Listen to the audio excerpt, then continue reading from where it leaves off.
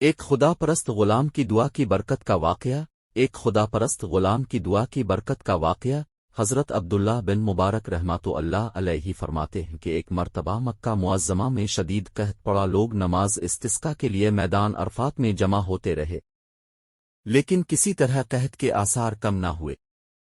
برابر ایک ہفتہ اسی طرح گزر گیا، چنانچہ آئندہ ہفتے جمعہ کی نماز کے بعد لوگ پھر عرفات میں جمع ہوئے، تو میں نے دیکھا ایک سیاہ فام ضعیف و ناتواں انسان ہے، جس نے 2 رکعت نماز پڑھ کر اللہ تعالیٰ سے دعا مانگی اور سجدے میں گر کر قسم کھائی کہ تیری عزت و جلال کی قسم، اس وقت تک سجدے سے سر نہ اٹھاؤں گا جب تک تو باران رحمت سے اپنے بندوں کو سیراب نہ کر دے۔ چنانچہ اس کی اس دعا کے بعد میں نے دیکھا کہ آسمان پر سیاہ بادل چھا گئے اور اس قدر مینا برسا کہ میں حیران تھا۔ بعد ازاں اس سیاہ فام بندہ خدا نے اپنے رب کی حمد و ثنا بیان کی اور چل دیا۔ میں بھی اس کے پیچھے پیچھے ہو لیا کہ دیکھوں کہ یہ شخص کہاں جاتا ہے۔ جب وہ چلتے چلتے ایسے مکان میں داخل ہوا جہاں ایک بردہ فروش رہتا تھا، یہ دیکھ کر واپس چلا آیا اور صبح کو کچھ روپے لے کر اس بردہ فروش کے مکان پر پہنچا۔ میں نے کہا کہ مجھے ایک غلام خریدنے کی ضرورت ہے۔ میری اس درخواست پر اس سوداگر نے تقریباً 30 غلام مجھے دکھائے۔ ان سب کو دیکھ بھال کر میں نے کہا ان کے علاوہ اور بھی کوئی غلام ہے؟ اس نے جواب دیا ہاں، ایک منحوس سا غلام اور ہے جو کسی سے بات نہیں کرتا۔ میں نے کہا اسے بھی دکھا دو، تو سوداگر اسی غلام کو لے آیا جس کو میں دیکھ چکا تھا کہ اس کی دعا سے اللہ نے باران رحمت کی تھی۔ میں نے سوداگر سے دریافت کیا کہ تم نے اس کو کس قیمت پر خریدا ہے؟ سوداگر کہنے لگا کہ خریدا تو ہے میں نے 20 اشرفیوں کا، مگر آپ کو صرف 10 ہی اشرفی کا دے دوں گا۔ یہ سن کر حضرت عبداللہ بن مبارک رحمۃ اللہ علیہ نے فرمایا کہ ہمیں اس کی ضرورت نہیں، بلکہ میں تم کو اس کی قیمت میں 27 اشرفیاں زیادہ دوں گا۔ پھر فرمانے لگے کہ بس اس کا سودا کر کے وہ غلام کو ہمراہ لے کر چل آیا۔ تو وہ غلام کہنے لگا اے میرے آقا، اپنے آخر مجھے کیوں خریدا ہے؟ میں تو کسی بھی خدمت کے قابل نہیں ہوں۔ میں نے عرض کیا کہ میں نے تم کو اس لیے خریدا ہے کہ میں تمہارا خادم بنوں اور تم میرے مالک۔ میری اس بات پر غلام نے دریافت کیا کہ آپ ایسا کیوں کر رہے ہیں؟ اس پر میں نے عرض کیا کہ میں کل تمہاری کرامت دیکھ چکا ہوں، اللہ نے تمہاری دعا قبول فرمائی اور اپنی رحمت کی بارش کر دی جس کے لیے مخلوق پریشان تھی۔ اس نے دریافت کیا کہ کیا واقعی اپنے ایسا دیکھا ہے؟ میں نے کہا ہاں۔ اس کے بعد اس نے دریافت کیا کہ کیا آپ مجھے آزاد کرتے ہیں؟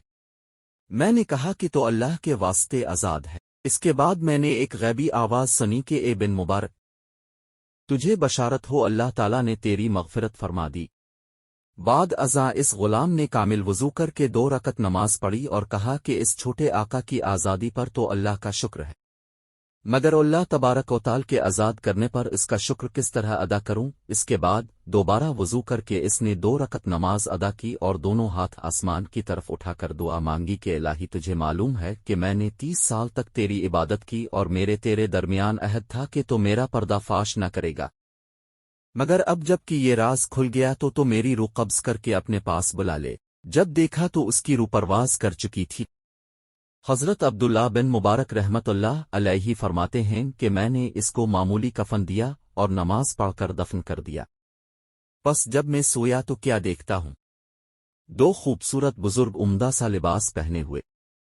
ان میں سے ایک صاحب نے مجھ سے فرمایا اے ابن مبارک، کیا تجھے اللہ تعالیٰ سے شرم نہیں آتی؟ اور یہ کہہ کر جب وہ چلے تو میں نے دریافت کیا آپ کون ہیں؟ تو انہوں نے فرمایا کہ میں محمد رسول اللہ صلی اللہ علیہ وآلہ وسلم ہوں اور یہ میرے پاس حضرت ابراہیم علیہ السلام ہے۔ آخر میں نے دریافت کیا کہ میں اللہ سے کس طرح نہیں شرمایا، حالانکہ کثرت سے نماز پڑھتا ہوں؟ اور انہوں نے ارشاد فرمایا کہ آج اولیاء اللہ میں سے ایک ولی کی وفات ہوئی اور تم نے اس کو اچھا کفن نہیں دیا۔